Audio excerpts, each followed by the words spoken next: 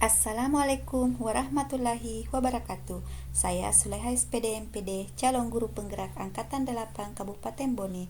Kali ini, pada video demonstrasi kontekstual pada modul 1.1 tentang filosofi pemikiran Ki Hajar Dewantara, saya akan menuangkannya dalam bentuk komik.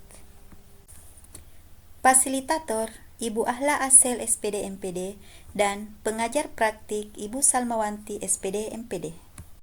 Anak-anak, lagi bikin apa di sini? Ayo masuk kelas. Habis belajar matematika, Bu.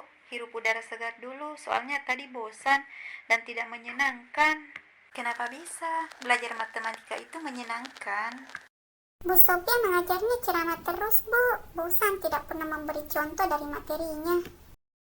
Kalau kami bertanya, Bu Sophia marah-marah terus.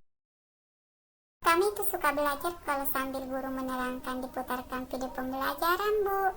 Jadi kami tidak menghayal, memikirkan seperti apa sih contoh yang dari yang dijelaskan bu gurunya. Kita masuk kelas yuk. Baik, Bu. Hai, Bu Sophie. Saya juga, Bu Rara. Hari ini sangat melelahkan. Saya mengajar dari jam pertama sampai jam terakhir. Tetap semangat, Bu Sophie. Semoga dengan keikhlasan kita mengantarkan murid-murid kita mencapai kesuksesan. Ngomong-ngomong, tadi saya masuk di kelas 10 TKJT. Mereka curhat sama saya, katanya mereka bosan belajar matematika. Iya, Bu Rara. Tadi di kelas mereka tidak memperhatikan materi yang saya jelaskan. Waktu kasih tugas tidak ada yang mengerjakannya. Memangnya seperti apa keadaan kelas Ibu Sophie dan metode apa yang biasanya Ibu Sophie lakukan? Saya menggunakan metode ceramah. Ketika saya menjelaskan, saya memperhatikan murid tidak bersemangat dan penilaiannya secara kognitif saja. Oh, Ibu Sophie pernah tidak membaca filosofi pemikiran Ki Hajar Dewantara? Oh, yang mana ya Bu Rara? Saya cuma mengenal dan tahu kalau Ki Hajar Dewantara Bapak Pendidikan.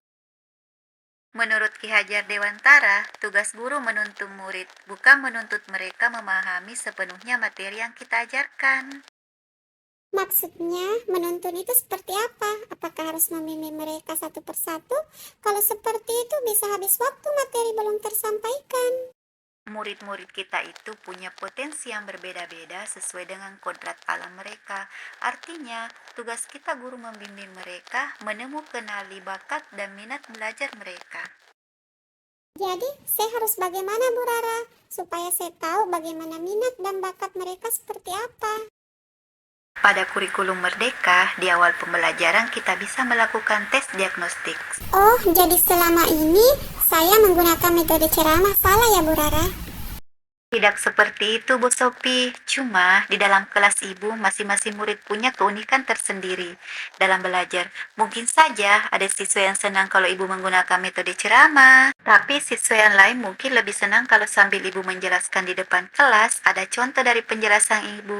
Mungkin seperti memutarkan video yang sesuai dengan materinya atau membagikan bahan bacaan yang menarik bagi mereka. Hal ini seperti perumpamaan Ki Hajar Dewantara bahwa seorang guru ibaratkan petani. Artinya, seorang petani bisa menanam berbagai macam tanaman dengan keunikan masing-masing.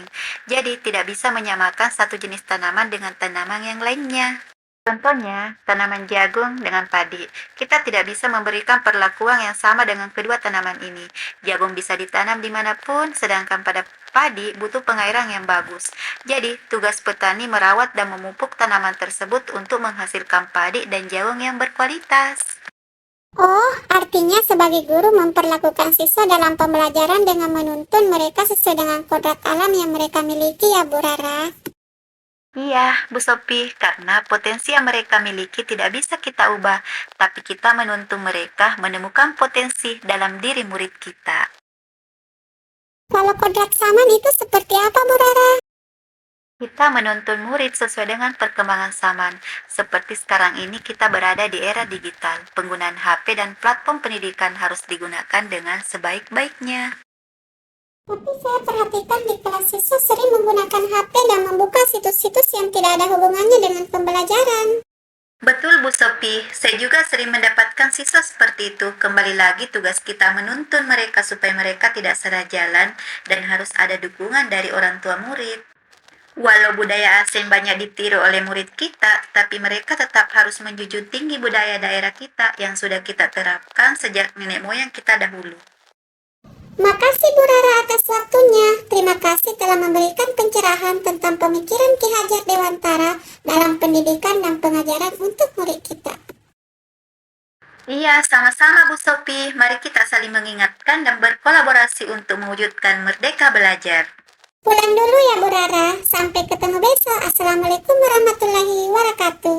Sampai ketemu besok Bu Sophie. Waalaikumsalam warahmatullahi wabarakatuh. Sekian dan terima kasih. Tergerak, bergerak, dan menggerakkan.